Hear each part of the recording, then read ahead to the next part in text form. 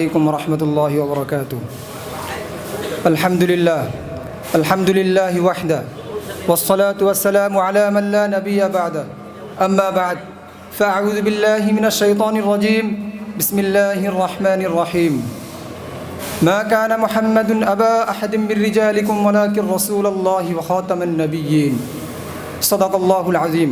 وقال رسول الله صلى الله عليه وسلم: لو كان بعدي نبي لكان عمر، او كما قال علیہ الصلاۃ والسلام. النادی طلباء کی کونسل کی طرف سے سالانہ حفلہ مسابقوں کے معزز صدر اجلاس اور باحق فیصلہ کرنے والے حضرت اور میرے سامنے بیٹھے ہوئے میرے ہم مشرف مختلف مقامات سے آنے والے عزیز طلباء اور میرے پاس بیٹھے ہوئے میرے سر کا تاج، سب کو میرے دل کے گہرائی سے شکر ادا کرتا ہوں. آج میں نے مختصر تقریر پیش کرنے کے لیے جو مضمون طے کیا ہے وہ یہ ہے کہ قادیانیت اور علماء کرام کی ذمہ داری. اللہ چاہے تو اس مضمون پر مختصر تقریر پیش کروں گا انشاءاللہ تعالی. محترم حاضرین، یہ مسئلہ صرف فکر اختلاف نہیں بلکہ عقیدہ ختم نبوت اور ایمان کا مسئلہ ہے.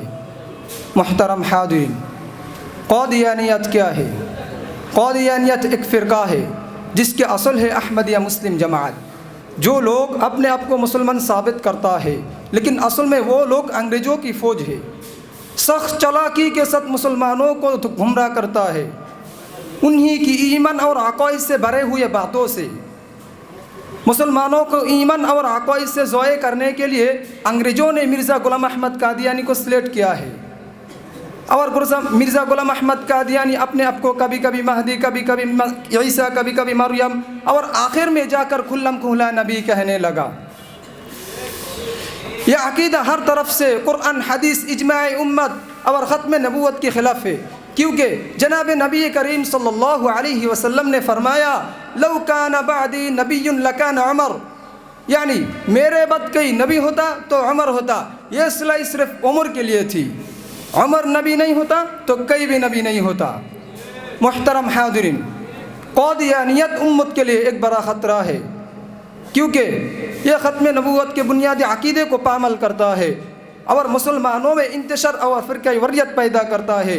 صرف یہ نہیں بلکہ قادیانی لوگ خود کو مسلمان ظاہر کر کے سادہ لوح مسلمانوں کو دھوکہ دیتے ہیں.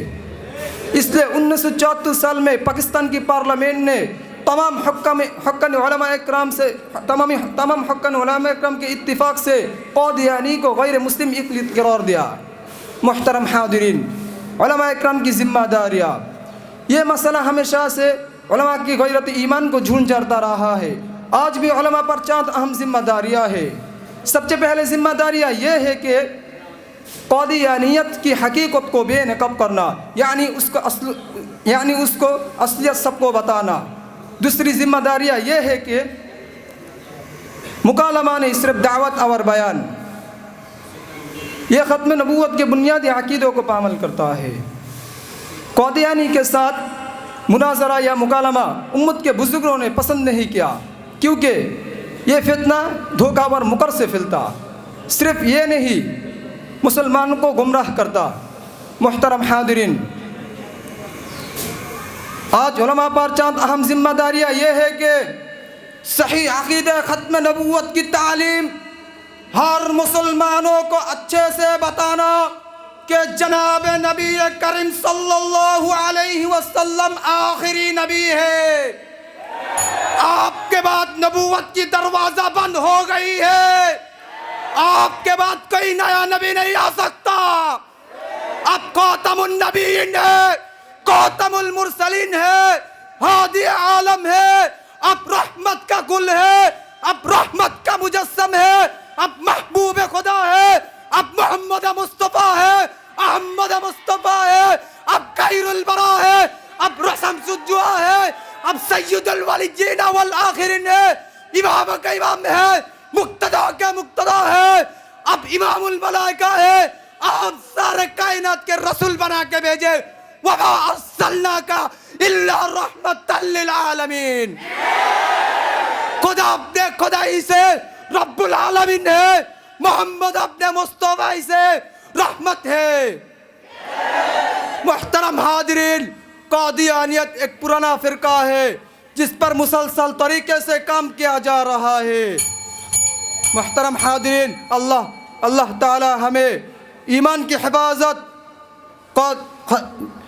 حفاظت، ختم نبوت کی دفاع اور امت کے اتحاد کی توفیق عطا فرمائے۔ آمین آمین۔ السلام علیکم یا رحمت اللہ۔